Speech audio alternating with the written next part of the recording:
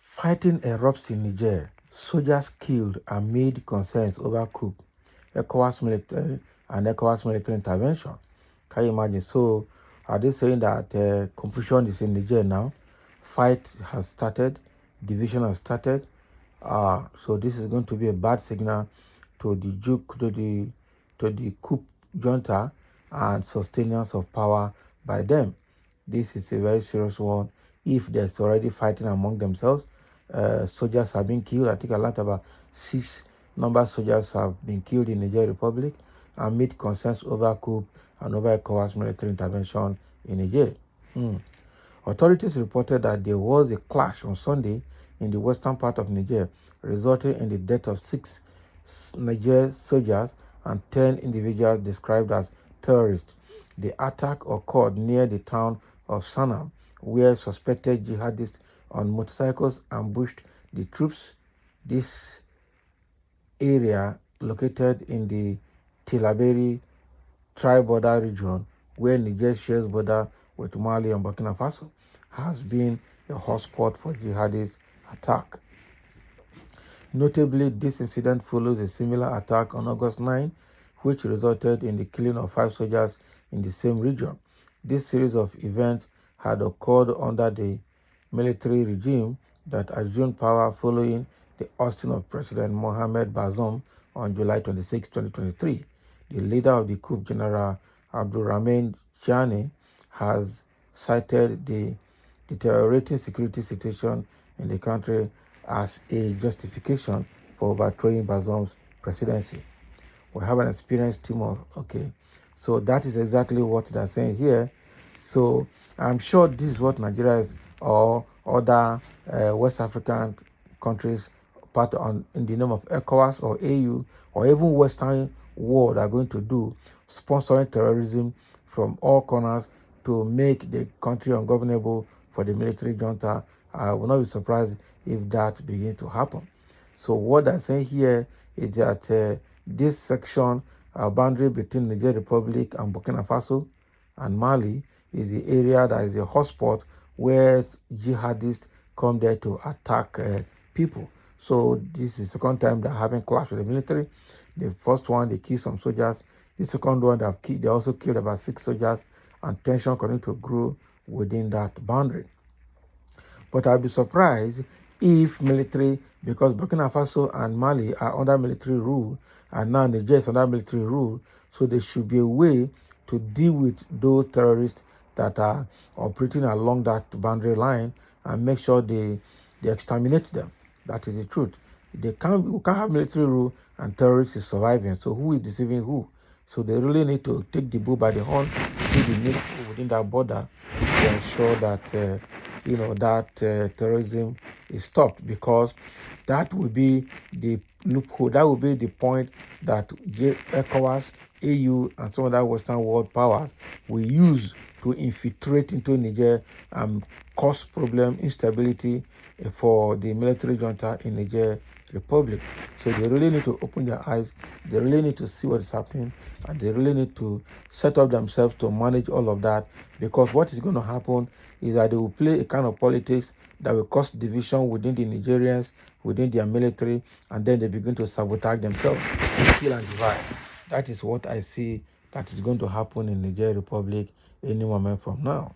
So the military junta actually need to be very careful, need to be very smart, also need to see what's happening and know exactly how to deal with it going forward. Because the same thing that happened in Liberia in those days also happened in South Tome and Principe. Also happened in Sierra Leone. It's exactly what might repeat itself right there in the Niger Republic. The same way the Western world participated in the instability that happened in Libya that led to the killing of Muammar Gaddafi might also spring up again in Niger Republic as we speak. What about the issue of Syria and Lebanon, where the West actually stood against the government of the day?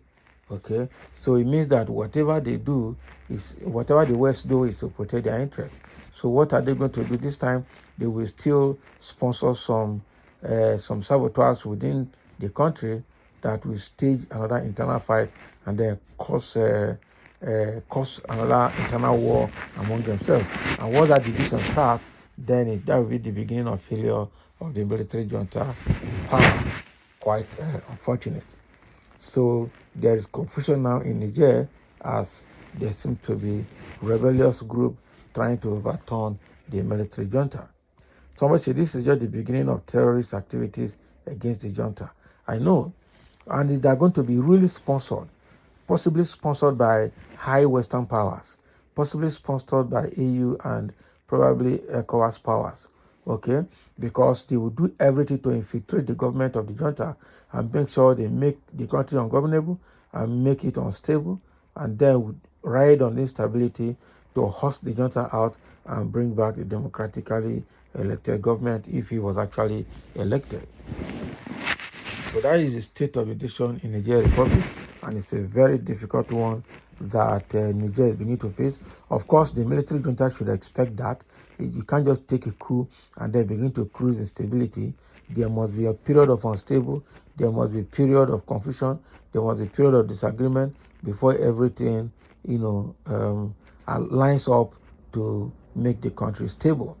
So the junta also need to be sensitive, you need to be smart, you need to be intelligent, you need to be aware of all these occurrences and be sure that he is truly in control. Otherwise, external forces will be sponsored, external jihadists will be sponsored to destabilize the country for him, and then that will be the beginning of his of the end of his government.